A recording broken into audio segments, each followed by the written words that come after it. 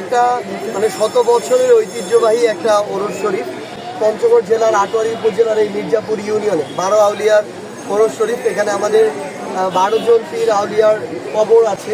এখানে মানুষজন নির্দিষ্ট এই দিনে এখানে কিছুটা আনন্দঘন একটা পরিবেশ হয়। এখানে মানুষজন কবর জিয়ারত করতে আসে, দোয়া করতে আসে।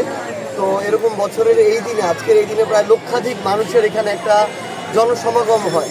পাশাপাশি এই উপলক্ষে আবার এখানে আশেপাশের জেলা থেকে অসংখ্য দোকান আসে, প্রায় 1000-এর উপরে দোকান থাকে। তো একটা পাশে মোটামুটি মেলারও একটা পরিবেশও তৈরি হয়, যেই জায়গায় আসলে এটা অনেকটা বেচা কেনা, এবং এই উপলক্ষে মানুষজন আসে। ছোটোবেলায় আমারও মনে আছে, আমি যখন এসেছিলাম আজকে থেকে 15 বছর আগের কথা যদি বলি, তখন এসে আমরা আসলে যেটা করতাম, এখানে দোয়ার পরে আমরা ওই যে গুড়ের ঝুলাপি খেতাম, এরপরে হচ্ছে আমরা নাগরদোলায় উঠতাম, আজকে উঠলাম একটু আগে।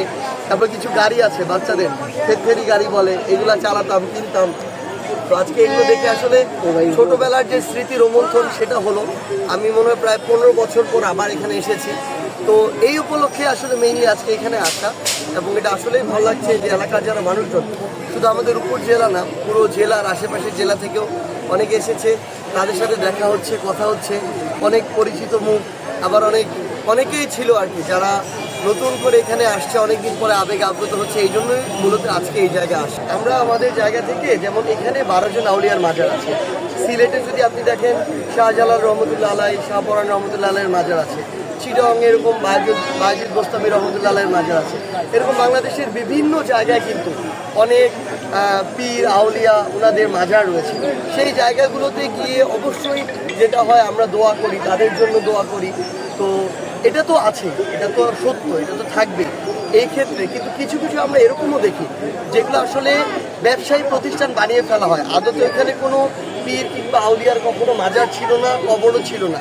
এটাকে ধর্ম ব্যবসার আড়ালে নিয়ে যাওয়া হয়, সেখানে ওটাকে ওরকম করে কবর করে মাজার হিসেবে বানানো হয়, লাল তাবু দেওয়া হয়, এই কাজগুলো করা হয়। তো আমাদের কথা হচ্ছে এরকম মানে মাজারকে কেন্দ্র করে ধর্ম ব্যবসা বা এইরকম ব্যবসাকে তো আমরা কোনোদিন সমর্থন করবো না। একজন ব্যক্তিও না, বাংলাদেশের কোনো রাজনৈতিক দলও সমর্থন করবে না।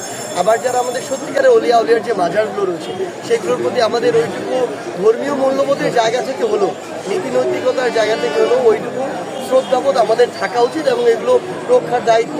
কারণ অবশ্যই কারো না কারো মানে সবার হয়তো থাকবে না, কিন্তু অধিকাংশরই তো সেই জায়গার প্রতি একটা ধর্মীয় মূল্যবোধের জায়গা থেকে একটা গুরুত্বপূর্ণ সহমর্মিতা থাকে।